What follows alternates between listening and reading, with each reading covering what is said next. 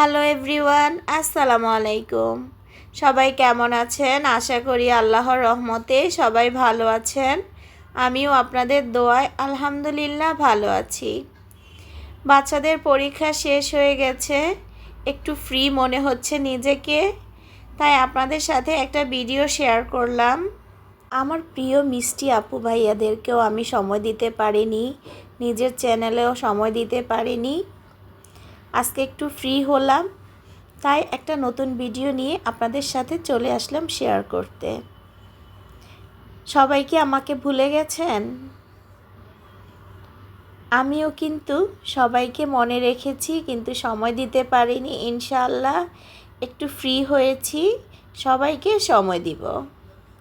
আজকে আমি মুগ ডাল দিয়ে মাছের মাথা দিয়ে রান্না করব, আর সেই সাথে শীতের সবজি সিম, আলু, শালগম, টমেটো দিয়ে রুই মাছ দিয়ে রান্না করব। আমরা আসলে গৃহিণী, আমরা সকাল থেকেই আমাদের মাথায় ঘুরপাক করে আজকে আমরা কি রান্না করব, বাচ্চাদেরকে কি খাওয়াবো, হাজব্যান্ডকে কখন খাবার পাঠাবো, এই চিন্তাটা সকাল থেকে মাথায় শুরু হয়ে যায়।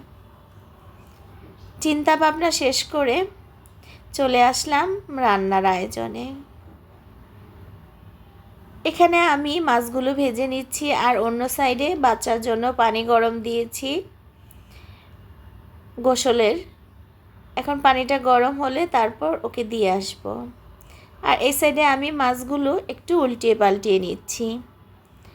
আমার মিষ্টি আপু ভাইয়াদেরকে বলবো, যারা এই পর্যন্ত আমার ভিডিও দেখা শুরু করেছেন, প্লিজ একটা লাইক দিবেন। আপনাদের একটা লাইক আমার কাছে খুবই মূল্যবান। আপনাদের একটা লাইকই পারে আমার ভিডিওকে আরও অন্যান্য ভাইয়া আপুদের কাছে পৌঁছে দিতে। এখানে আমি মাছগুলো উঠিয়ে নিচ্ছি, আর অন্য সাইডে আমি এখন মুগ ডালটা বসিয়ে দিলাম। আজকে মুগ ডাল দিয়ে আমি মাছের মাথা দিয়ে রান্না করব। এখানে আমি মুগ ডাল ভেজে তারপর ধুয়ে এখন মাছের মাথাগুলো দিয়ে দিলাম। তারপর পরিমাণ মতো আদা রসুন বাটা আর জিরা বাটা দিলাম। তারপর লবণ, হলুদের গুঁড়া, মরিচের গুঁড়া আর একটু ধনিয়ার গুঁড়া দিব। আমি কিন্তু পরিমাণ মতো সব মশলাগুলো দিয়ে দিচ্ছি।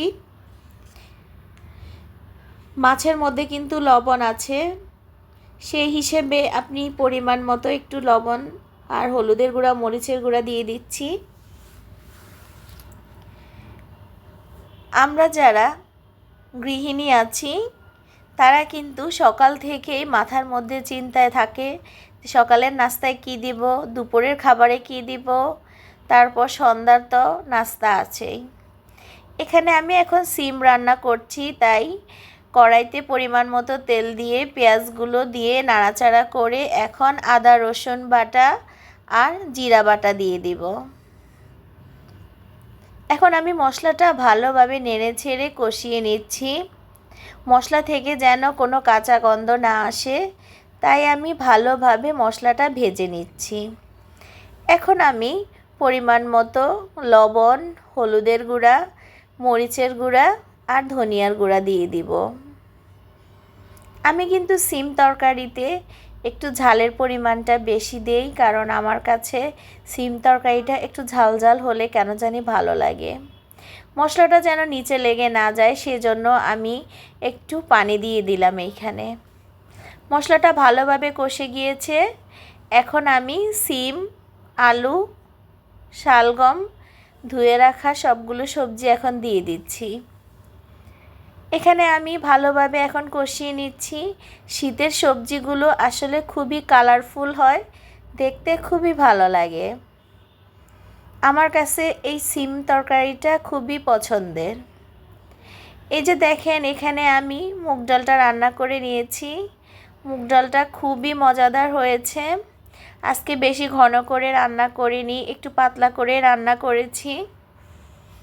এভাবে মুগ ডালটা রান্না করলে আসলে খুবই ভালো লাগে। আমি এমনিতেই মাছের মাথাগুলো খেতে পারি না, তাই আমি মাঝে মধ্যে এভাবে কাতল মাছের মাথাটা আমি মুগ ডাল দিয়ে রান্না করি। আমার বাচ্চারাও খেতে পছন্দ করে, আর আমার হাজব্যান্ডও খেতে খুবই পছন্দ করে। আর অন্য সাইডে আমার সিম রান্নাটাও হয়ে গেছে। আজকের ডালটা খুবই ভালো হয়েছে খেতে। আর এই যে দেখেন আমার সিম তরকারির ফাইনাল লুক। সিম তরকারিটা খেতে খুবই ভালো হয়েছে, একটু ঝালঝাল করে রান্না করেছি, খুবই ভালো লেগেছে খেতে। আমার যে সকল আপু ভাইয়ারা আমার ভিডিওতে লাইক কমেন্ট শেয়ার করেছেন তাদেরকে অসংখ্য ধন্যবাদ। আর যারা আমাকে সাবস্ক্রাইব করে আমার পাশে থেকেছেন, ইনশাল্লাহ আমিও সবার পাশে থাকব। এই পর্যন্ত যারা ধৈর্য ধরে আমার ভিডিওটা দেখেছেন তাদেরকে জানাই অসংখ্য অসংখ্য ধন্যবাদ। আমিও যার ভিডিও দেখি ভিডিওর শুরুতে একটা লাইক দিয়ে শুরু করি। আমি আশা করব আমার প্রিয় আপু ভাইয়ারাও আমার ভিডিওটা লাইক দিয়ে দেখা শুরু করবেন। আল্লাহ হাফেজ।